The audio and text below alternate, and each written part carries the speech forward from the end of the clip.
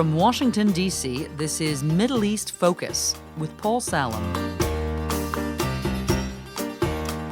Welcome to Middle East Focus. We are still covering the fallout of the killing of Jamal Khashoggi and the crisis it's created between three players, Saudi Arabia, Turkey, and the United States.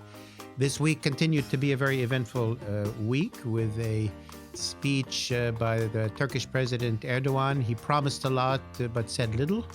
The opening of the supposed Davos in the Desert conference in Saudi Arabia, and the appearance of the Saudi Crown Prince there, and continued statements and a bit of confusion from the U.S. side. With me to discuss this is a good friend, Karen Young. Karen, welcome. Karen is a resident scholar at the American Enterprise Institute, works on political economy of the Gulf, and has been a guest on our show before. Karen, thanks for joining us today. Thank you for inviting me back. And our good friend and regular participant in our podcast, Gonul Tol, who runs MEI's Turkey program. Gonul, thanks for being with us as well. Thank you, Paul. Karen, let me start with you. As this conference opens in Riyadh this week, do you think, well, let's start a bit with the economy. A lot has been said about the politics and so on, and that is still an unfolding story. But what have you seen unfold in people pulling out of this conference, potential impacts on the Saudi economy, impacts that have already happened? How do you read that? I think it's still a little bit early to know exactly what the economic impact will be of the Khashoggi murder and the strained relations between the United States and with the entire region. But certainly we saw initially that there's a public relations problem in which many large firms which had been invited to invest in the kingdom as partners, mainly through the Public Investment Fund, the Sovereign Wealth Fund, the principals or heads of these organizations, many have bowed out, but there's still representatives of, financial institutions, of corporates, certainly of the oil industry, still there.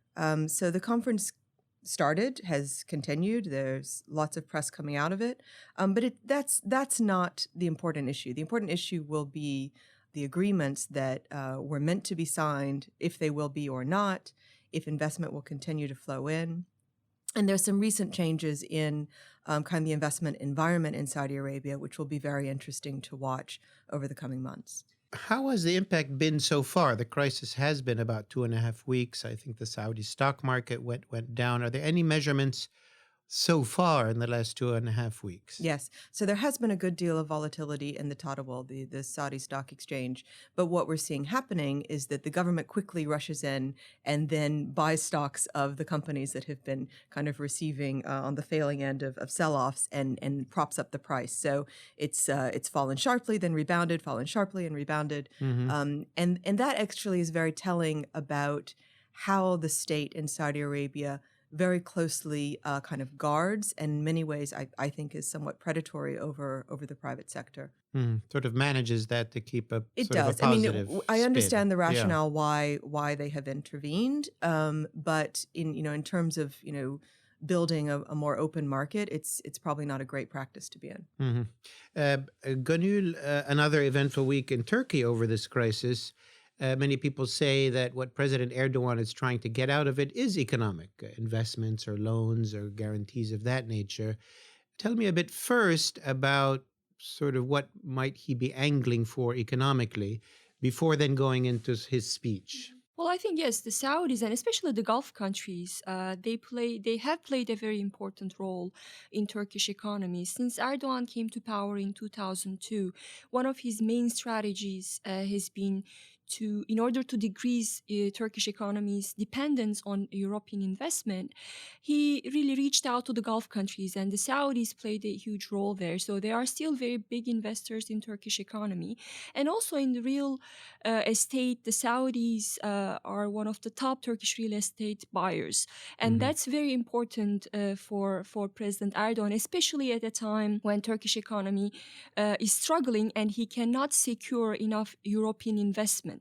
So, and that partly explains why he's been pursuing the strategy that he has been on the Khashoggi case. Would you say, I mean, he's at a fork in the road in the sense that he seems to trying to put pressure on Saudi Arabia to get big investments and concessions, but he risks alienating them so much that they, even pull out or punish him. Is that a sense that people following these events in Turkey have, that this is a very kind of a dangerous game? It is a very delicate situation, but I think you have to give credit to Erdogan. He's played his hand very well. So in his statements yesterday, everyone was expecting a lot. Before he delivered his remarks, his government said that he would explain, reveal everything in... There was a promise of nakedness. Yes, and we have been waiting for that nakedness for a while. Yeah. And now he did not drop a bombshell. He did not reveal anything that we did not know. And yet he still came out, and as the president of Turkey, he said that this was a premeditated murder. And he hinted that he had ordered the leaks that we have been seeing in Western media. So I think that was an important step. But he also praised the king, and he even called him the protector of the holy sites, which is a very important thing for a Turkish president to say. Which he has not used before? No, he hasn't. And this was in a way an effort to isolate the king from Mohammed bin Salman, because you have to consider there's been a long-running rivalry between Turkey and the Saudi Arabia. It's always been there. And there have been tensions. And yet, two sides tried to keep it very cordial until the Crown Prince Mohammed bin Salman took over. So after him, we started hearing more hostile statements coming out of Riyadh. He called Turkey in Egypt as part of the axis of evil. So I think what he's trying to do here, President Erdogan is trying to do here, is he's trying to undermine Mohammed bin Salman, but at the same time keeping the relationship between Ankara and Riyadh. By praising the king and, saying good things about him. Yes, and he's, I think, also holding back on some important information.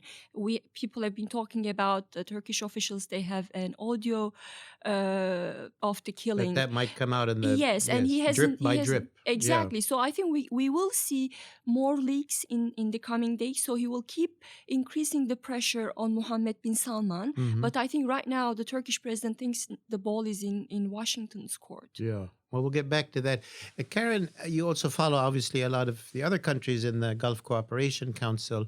How have you seen other Arab countries or other regional countries this week, I would say, play this situation? King Abdullah of Jordan was sitting next to the Crown Prince in the opening of one of the sessions of the Davos in the desert.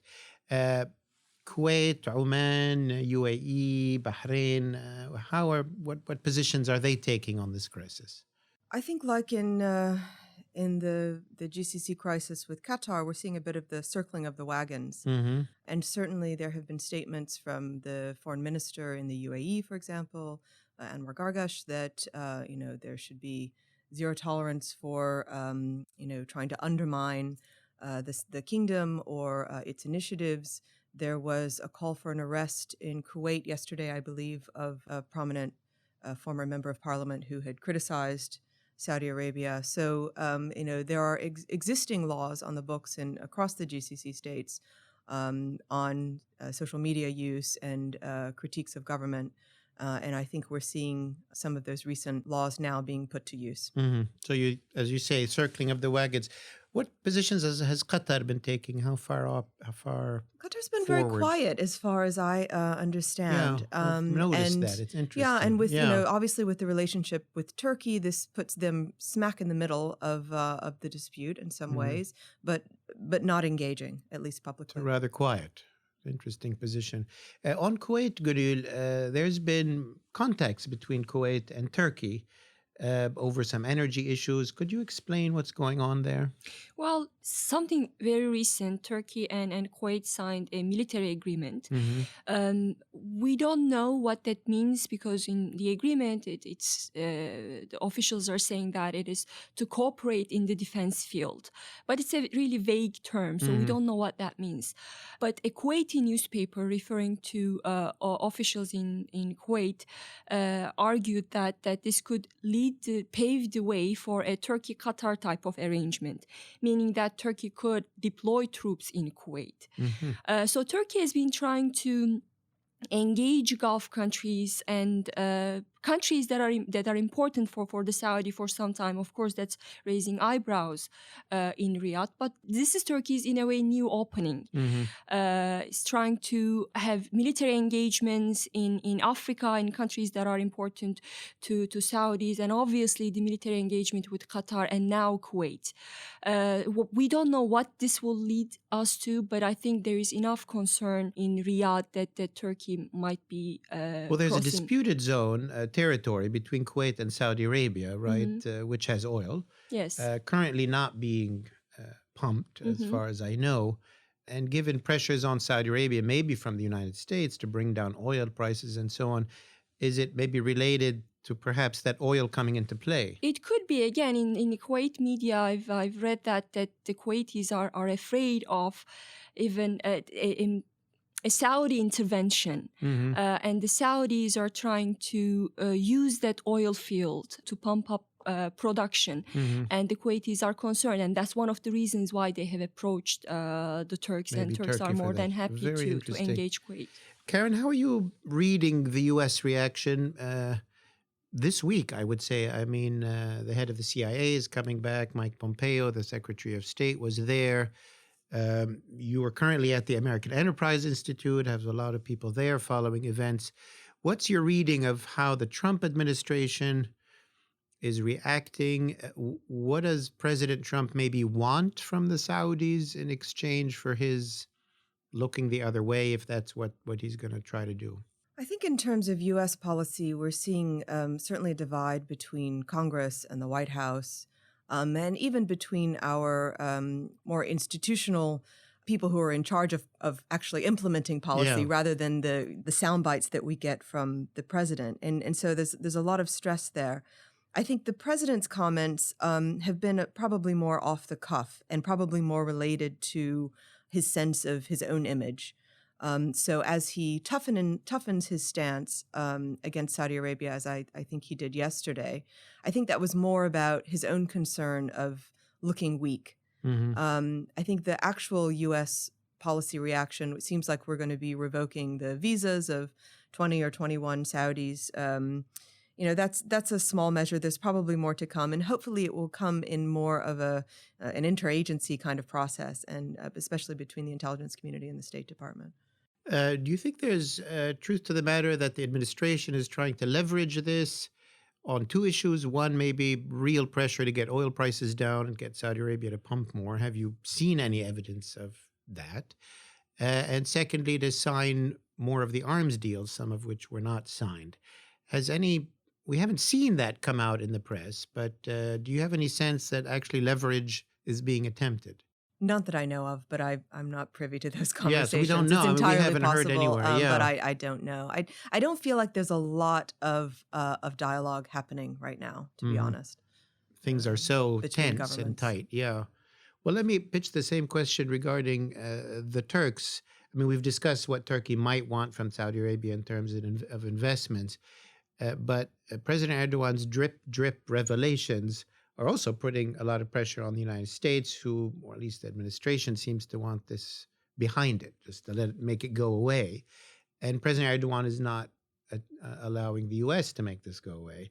What might he be wanting from the U.S.? Before that, I want to mention something. I think President Erdogan doesn't want to burn bridges with the Trump administration either, because right before he started his talk in the parliament yesterday, he said that he had a conversation with President Trump about what the Turkish government would reveal, and he didn't reveal anything. So that to me suggested that there's an understanding between the Trump administration and President Erdogan to reveal only this much.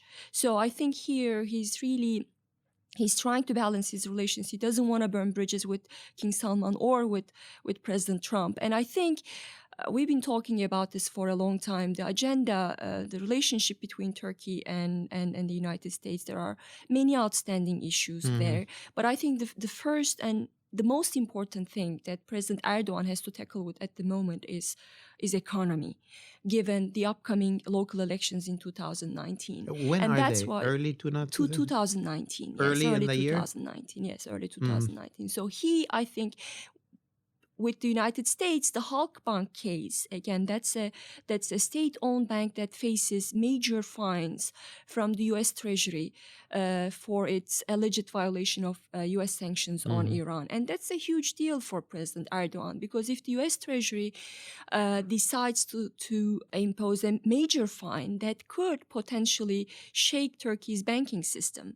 And that issue, Halkbank case, has been part of negotiations between Turkey and the United States before, when the two countries were negotiating the release of Andrew Brunson. I wanted to just interject and ask about the release of that pastor. Was it clear that it came, there was something the Turks got or were promised? Well, both sides deny that there was any agreement, but I think there had to be an agreement. And I think we might see in the coming months the CEO of Halkbank, Hakan Atilla, he's in jail in New York at the moment. And I think he could be released. He could be sent back to Turkey to serve the rest of his term in Turkey. So that could be part of the deal. But I think Halkbank was not part of the deal, because I have heard when the Congress was talking about sanctions, I've heard from people in the Congress that the Treasury Department did not really want this to be part of the negotiations. But I think it's so important for Ankara that now that it has such an important leverage, Erdogan must be using this against Trump administration. Very interesting. Karen, I also noticed when the Treasury Secretary he announced he wasn't going to go to the conference in Riyadh, and there was a lot of U.S. reaction to all of this, that the Russians, said that they're going to either invest or do something to the tune of $1 billion and moving quickly. What can you tell us about the Russian relationship with Saudi? Is there movement there? There's some also in Riyadh saying that the Crown Prince has been really shocked and shaken and disappointed about the U.S. reaction to this. And he thought he had, they had his back through Jared Kushner and the president, and that he might be looking to recalibrate his options. Is Russia part of that?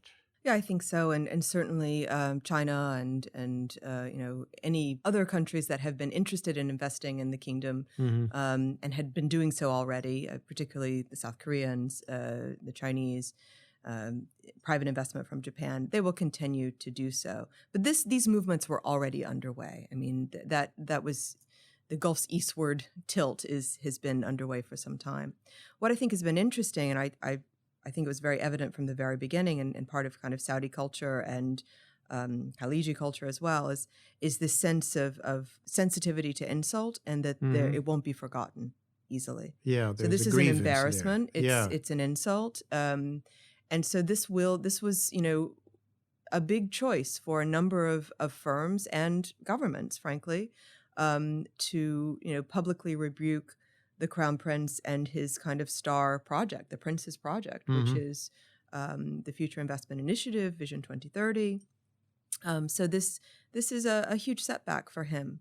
If you take note of the firms that have attended, and they have created enormous opportunity for themselves. So Total being one important example, which said, okay, a lot of the big players aren't here today, so this is our moment. And they stepped in, and they're being rewarded for the relationship. So, it goes to show that, relationships are still very, very important in Gulf business culture.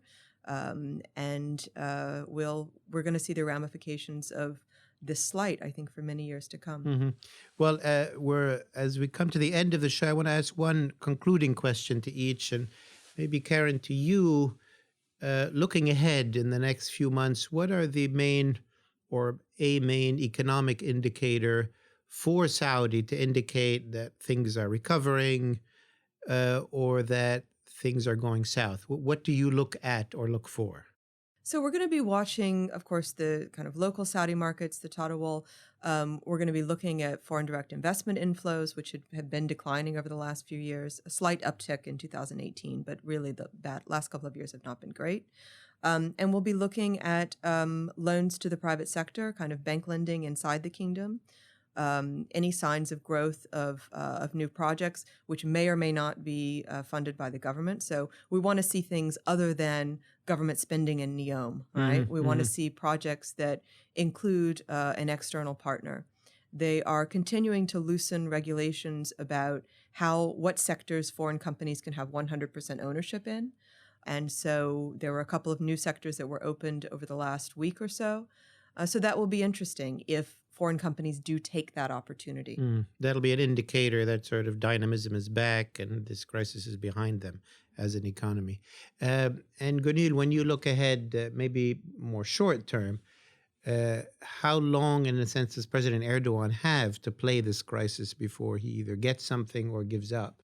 Not too long. And even today, I realize that foreign media is kind of losing interest because every day there are new details and people were expecting a lot of things to happen yesterday. Didn't. So that was a huge disappointment. And I think at the moment he's trying to pressure both Washington and European countries. And just today, France announced that it will impose sanctions on Saudis, and Germany has been very clear.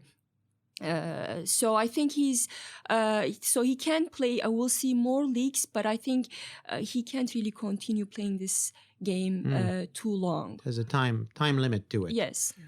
Well, that's all the. Speaking of time limits, that's all the time we have. Karen Young, a resident scholar at the American Enterprise Institute. Karen, thank you for being with us today. Thanks so much. And Gonul Tol, the director of MEI's Turkey program. Gonul, thanks for being with us. Thank you. And to our listeners, thanks for tuning in, and we will see you next week. This has been a presentation of the Middle East Institute.